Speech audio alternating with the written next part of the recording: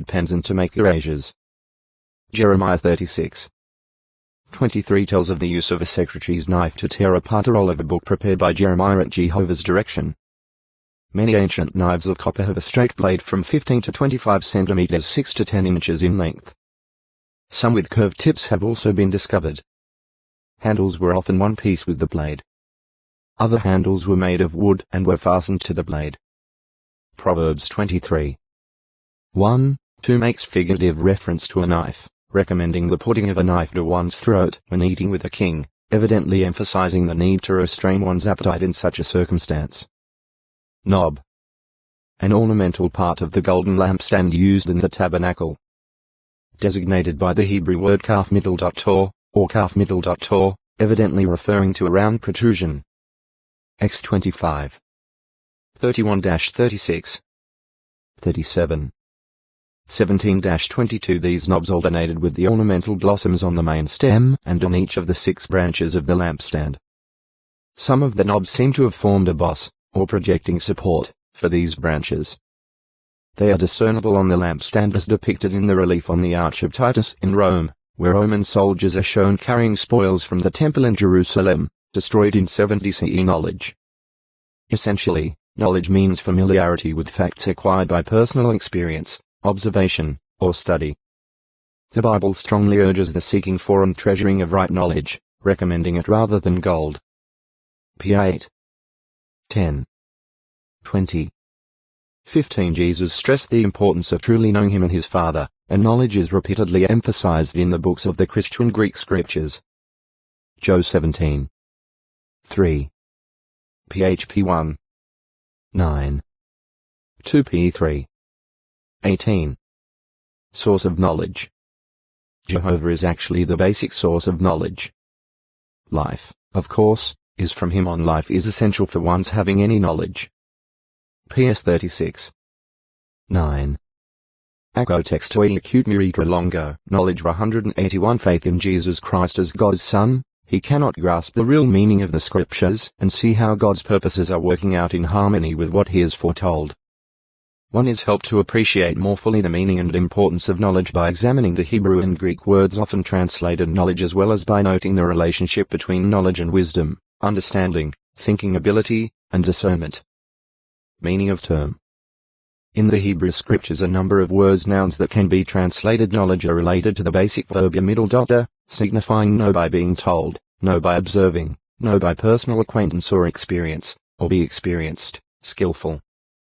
The exact shade of meaning, and often the way each word should be translated, must be determined by the context. For instance, God said that he knew Abraham and so was sure that that man of faith would command his offspring correctly. Jehovah was not saying simply that he was aware that Abraham existed, but, rather, that he had become well acquainted with Abraham, for he had observed Abraham's obedience and interest in true worship over many years. GE 18. 19, NW, La. GE 22. 12. Compare Jehovah early use of the name and its meaning. As with the verb middle dot to know, the principal Hebrew word rendered knowledge carries is the basic idea of knowing facts or having information, but at times it includes more than that. For example, Hosea 4. 1:6 says that at a certain time there was no knowledge of God in Israel. That does not mean that the people were not aware that Jehovah was God and that he had delivered and led the Israelites in the past. 8. 2 But by their course of murdering, stealing, and committing adultery, they showed that they rejected real knowledge, because they were not acting in harmony with it.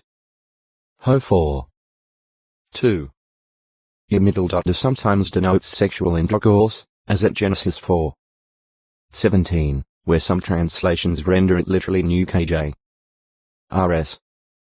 Ro, whereas others suitably say that Cain had intercourse with his wife. At Mo. In W the Greek verb gi middle dot nosko is used similarly at Matthew 1:25 and Luke 1:34. After Adam and Eve ate the forbidden fruit ge 2:17. 3. 5, 6, Jehovah said to his associate in creative work Joe 1:3. Here the man has become like one of us in knowing good and bad. Ge 3.